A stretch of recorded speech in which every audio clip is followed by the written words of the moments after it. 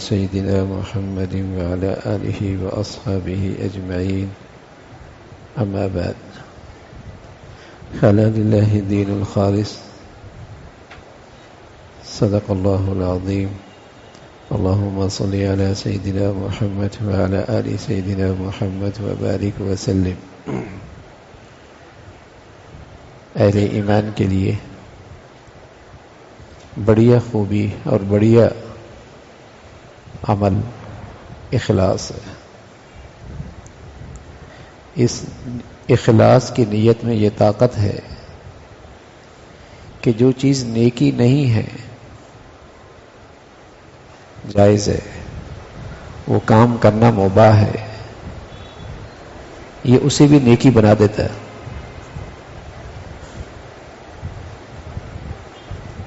تجارت اپنی ضرورت ہے، مباح ہے، جائز ہے، لیکن نیت اچھی ہے، اس میں اخلاص آ گیا، یہ اللہ کو راضی کرنے کے لیے کر رہا ہے. 8 گھنٹے تجارت کر رہا ہے، مسلسل عبادت میں سو رہا ہے، اپنے جسم کی راحت کی ضرورت ہے، نیت اچھی ہے، تر و تازہ ہو کے اللہ کی اطاعت کروں، لقمہ حلال کماؤں گا، کھانا کھا رہا ہے، اپنی ضرورت ہے، جائز ہے، مباح کام ہے، نیت اچھی ہے، عبادت بن جائے. اور اگر اخلاص نہیں ہے تو نیکی بھی نیکی نہیں رہتی. بڑی سے بڑی نیکی بڑے سے بڑا نیک عمل بے قیمت ہو جاتا.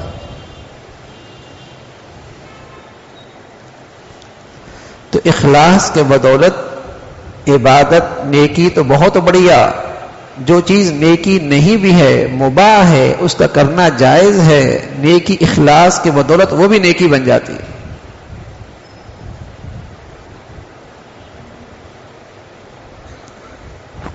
اگر ہم چاہیں تھوڑا سا دھیان کریں تو ہماری 24 گھنٹے کی زندگی نیکی بن سکتی.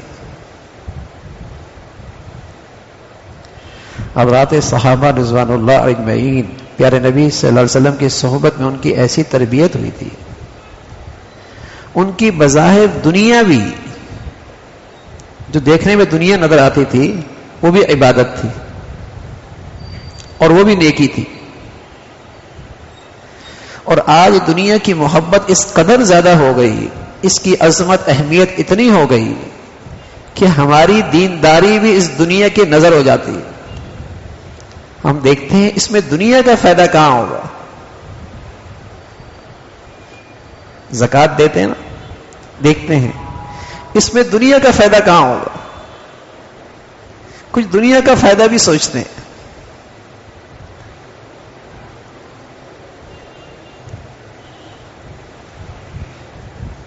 تو وہ دنیا ایسی چھا گئی ہے کہ دنیا کی عزت حاصل کرنے کے لیے اپنا دین بھی خراب کر دیتے ہیں. عزت تو اللہ کے پاس ہے، عزت کے خزانے اللہ کے پاس ہیں، حقیقی عزت آخرت میں ہے. تو حضور علیہ الصلوۃ والسلام کی صحبت کی برکت سے ان کے دلوں میں آخرت کی ایسی عظمت اہمیت تھی کہ وہ ہر عمل اللہ کے لیے کرتے تھے، آخرت کے لیے کرتے تھے. آج دنیا کی عظمت دلوں میں ایسی ہو گئی کہ دین کا کام بھی، دین کی شکلیں بھی دنیا کی خاطر ہو رہی ہوتی. اس سے دنیا کا فائدہ کیسے؟ اور جہاں اخلاص ہوتا ہے وہاں اتفاق ہوتا ہے، وہاں دین کے کام میں جوڑ ہوتا ہے. آدمی آدمی سے نہیں ٹکراتا، مفاد مفاد سے ٹکراتا ہے، اغراض اغراض سے ٹکراتے ہیں. جب دین کے کام میں غرض آ گئی، مفاد آ گیا تو ٹکراؤ ہوگا. مخلصین نہیں ٹکراتے. اخلاص کی برکت سے جوڑ رہتا ہے، اللہ تعالیٰ راضی ہو جائے. وہاں اگر کوئی مسابقہ بھی کر رہا ہے، آگے بھی بڑھ رہا ہے، تو پریشانی نہیں ہوتی. تو اللہ تعالیٰ اخلاص دے دے ہے مشکل چیز، اور اخلاص سے کیا ہوا عمل اللہ کے ہاں اتنا قیمتی ہوتا ہے کہ مشکل سے مشکل گھڑی میں اس اخلاص کے عمل سے، اخلاص سے کیے ہوا عمل کا واسطہ دیں تو اللہ وہ مشکلیں آسان کر دیتا. اخلاص سے کیا ہوا عمل اتنا طاقتور ہے، اللہ کے یہاں اتنا پسندیدہ ہے کہ مشکل سے مشکل گھڑی میں اس عمل کا واسطہ دیں، اللہ مشکلیں آسان کر دیتا. پیارے رسول صلی اللہ علیہ وسلم نے ایک واقعہ بتایا، خود ہی بتایا، 3 نیکیاں بتائیں. ایک نیکی کا تعلق تھا معاملات سے. معاملات میں نیکی کرنا بہت مشکل ہوتا ہے، اس لیے کہ براہ راست اپنے مفادات پہ زد پڑ رہی ہوتی. فرمایا ایک شخص تھا، اس کا ایک مزدور ملازم مزدوری لیے بغیر چلا گیا. اس نے اس کی مزدوری اپنے کاروبار میں لگا دی. ریوڑ تھے اس کے پاس، جانور تھے، اس میں لگا دی. 16 سال کے بعد آیا، 16 سال کے بعد تو وادی میں تھا، جنگل میں. اس نے کہا اللہ کے بندے میری مزدوری تیرے پاس رہ گئی تھی. کہا وہ جو وادی ہے اور اس وادی میں جتنے جانور ہیں اور چرانے والے، خدمت کرنے والے جتنے غلام ہیں، یہ سب تیرے ہیں. اس نے کہا اللہ سے ڈر، مذاق نہ کر، میری مزدوری دے دے. اس نے کہا میں اللہ کے لیے کہہ رہا ہوں، یہ سب تیرے ہیں. وہ لے کے چل دیا.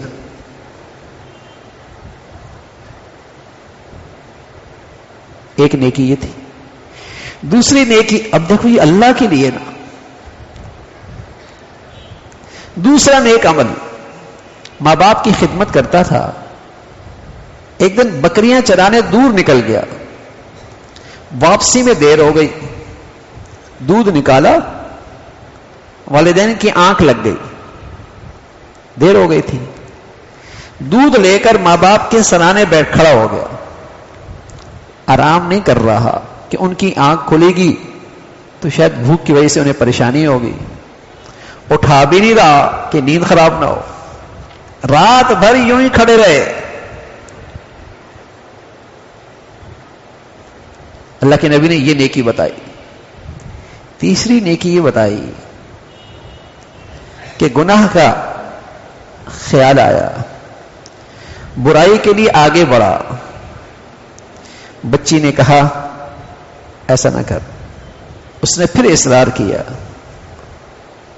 اس نے ٹالنے کے لیے کہا 500 اشرفیاں لوں گی. اس نے 500 اشرفیاں بھی جمع کر لی. اب قانون کی رسائی نہیں، انسان میں سے کسی کی نظر نہیں، خلوت ہے، پوری قدرت بھی ہے. گناہ کے قریب ہوا. اس نے کہا اللہ سے ڈر، ایسا نہ کر. گناہ سے بچنا اور اللہ کے لیے بچنا یہ بہت بڑی نیکی ہے.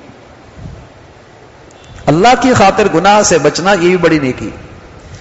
اللہ کے نبی نے فرمایا یہ ایک نیکی تھی. اور یہ تینوں شخص ایک دن ایک غار میں دوران سفر ایک غار میں آرام کرنے کے لیے گئے. چٹان گری، غار بند ہو گئی. اب تینوں نے اپنی نیکی کی واسطہ دیا. جس نے معاملات میں نیکی کی تھی، جس نے والدین کے ساتھ حسن سلوک کیا تھا، جس نے گناہوں سے بچا تھا، ہر ایک نے اپنی اپنی نیکی کا واسطہ دیا. چٹان ہٹی، کچھ ہوا آئی، پھر چٹان ہٹی، پھر کچھ ہوا اور روشنی اور بڑھی. پھر تیسرے نے دعا کی، اللہ نے چٹان ہٹا دی. کوئی انسان نہیں، دور تک انسان تک آواز بھی کوئی نہیں پہنچ رہی. اللہ تعالیٰ نے اس نیکیوں کی برکت سے ان کو اس نئی زندگی دی. تو پیارے رسول صلی اللہ علیہ وسلم نے اپنی امت کو سبق دیا کہ اللہ کی خاطر کی ہوئی نیکیاں ضائع نہیں ہوتی، یہ مشکل گھڑی میں کام آتی ہیں، بس ہو اخلاص کے ساتھ، نیکی ہو اللہ کے لیے کہ اللہ تعالی راضی ہو جائے، نہ دنیا میں کسی کی جزا چاہیے نہ کسی کا شکر چاہیے، لا نريد منکم جزاء ولا شکورا، نہ تو ہم سے آپ سے یہ چاہیے کہ آپ اس کا کوئی ہمیں بدلہ دیں، اور نہ ہمیں یہ چاہیے کہ آپ ہمارے شکر گزار رہیں، ہم نے یہ جو کچھ کیا ہے اللہ کی خاطر کیا ہے، نیکی کر اور دریا میں پھینک، جس ذات کے لیے کیا ہے بس مجھے اس سے بدلہ چاہیے، بس مجھے اس کی خوشی چاہیے، وہ مجھ سے راضی ہو جائے۔ اور میرے عزیزو، اخلاص سے کرنے والی نیکیوں کی برکت یہ ہوتی ہے کہ آہستہ آہستہ آہستہ آہستہ آدمی کی پوری زندگی میں اللہ تعالیٰ کے حکم پورے ہونے لگتے ہیں۔ اس لیے کہ جب اخلاص نہیں ہوتا تو آدمی صرف وہی نیکیاں کرتا ہے جس میں کوئی غرض ہوتی ہے، جس میں کوئی غرض ہوتی ہے، بس اتنا ہی دیندار ہوتا ہے جس سے اس کی کوئی غرض پوری ہوتی ہے، خواہش پوری ہوتی ہے، مفاد پورا ہوتا ہے۔ لیکن جب آدمی مخلص ہوتا ہے اور اللہ کو راضی کرنے کے لیے کرتا ہے تو پھر وہ کوشش کرتا ہے کہ بازار میں بھی اللہ راضی ہو، خوشیوں میں بھی اللہ راضی ہو، شادیوں میں بھی اللہ راضی ہو، معاملات میں بھی اللہ راضی ہو، حقوق العباد میں بھی اللہ راضی ہو، اور حقوق اللہ میں بھی اللہ راضی۔ آہستہ آہستہ اس کی پوری زندگی میں اللہ تعالیٰ کے احکامات پورے ہونے لگتے ہیں۔ تو انما الاعمال بالنیات، اعمال کا دار و مدار نیتوں پر ہے بھائی۔ ایک شخص نے ہجرت کی اور اس کی ہجرت کی نیت ہی تھی کہ وہاں جا کے شادی کروں گا۔ اب ہجرت بہت بڑا عمل ہے، اب شادی کرنے کی نیت سے ہجرت کی تو ٹھیک ہے، اس کی نیت اسی کی خاطر، اور ایک نے نیت کی کہ گندگی سے ہٹ کر ایمان کا ماحول مل جائے، میرا ایمان محفوظ ہو جائے، اللہ تعالیٰ راضی ہو جائیں، اس کی ہجرت اس کے لیے ہو۔ عمل تو ایک جیسا ہی ہے، اس نے بھی ہجرت کی، اس نے بھی ہجرت کی، اس نے بھی جہاد کیا، اس نے بھی جہاد کیا، اس نے بھی مال خرچ کیا، اس نے بھی مال خرچ کیا، اس نے بھی علم کی خدمت کی، اس نے بھی علم سے خدمت کی، لیکن اجر جو ملے گا وہ تو نیت کے بدولت ملے گا، بقدر نیت ملے گی کہ کس جذبے کے ساتھ یہ عمل کیا، ریا کے لیے، تعریف کے لیے، نام و نمود کے لیے، واہ واہ کے لیے، وہ دنیا میں ہو گیا، اللہ تعالیٰ کے یہاں اس کی کوئی قیمت نہیں۔ لِيَبْلُوَكُمْ أَيُّكُمْ أَحْسَنُ عَمَلًا، اللہ تعالیٰ فرماتے ہیں ہم نے تمہیں زندگی دی، اور یہ زندگی اس لیے دی کہ ہم تمہیں آزمائیں کہ تم میں اچھا عمل کون کرتا ہے۔ یہ نہیں فرمایا کہ زیادہ عمل کون کرتا ہے، اکثر و عملہ نہیں، اچھا عمل کس نے کیا۔ اچھا عمل دو چیزوں سے بنتا ہے، ایک تو یہ بنتا ہے کہ وہ عمل شریعت کے مطابق ہو، اس میں گناہ کی ملاوٹ نہ ہو۔ اب لوگ بیچارے اپنے خیال میں پیسہ لگا رہے ہوتے ہیں، لیکن جہاں گناہ وہاں پیسہ لگا رہے ہوتے ہیں جہاں گناہ بھی خوب ہو رہے ہوتے ہیں، مرد عورت کا اختلاط بھی ہو رہا ہوتا ہے، آزاد ماحول بھی ہوتا ہے، اللہ کی نافرمانی بھی ہو رہی ہوتی ہے، نمازی بھی جا رہی ہوتی ہیں، اللہ تعالیٰ کا حکم بھی ٹوٹ رہا ہوتا ہے، اجر تو نہیں ملے گا۔ عمل کی اللہ یہ دیکھنا چاہتے ہیں کہ عمل اچھا کہاں ہے، اچھے عمل کہ وہ شریعت کے مطابق ہو، شریعت کی حدود کے تحت ہو۔ دوسری چیز اس میں اخلاص بھی ہو. اخلاص بھی. مغرب کی میں 3 کے بجائے 4 پڑھ لوں، اخلاص سے پڑھوں، لیکن ظاہر ہے اس میں شریعت کا طریقہ نہیں، تو یہ عمل اچھا نہیں ہوگا. پڑھی تو میں نے 3 شریعت کے مطابق پڑھ لی، لیکن فرمایا ایسی نماز پڑھتے ہیں لوگ یراؤن الناس، تاکہ لوگوں کو میں دکھا سکوں کہ میں بھی نمازی ہوں.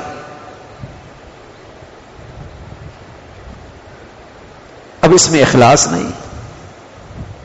تو اچھے عمل کی یہ شرط ہے کہ وہ شریعت کے مطابق بھی ہو، اس میں اللہ کا حکم بھی نہ ٹوٹے، اور اس میں نیت اور اخلاص بھی ہو، پھر وہ عمل بہت بڑھیا ہوتا ہے.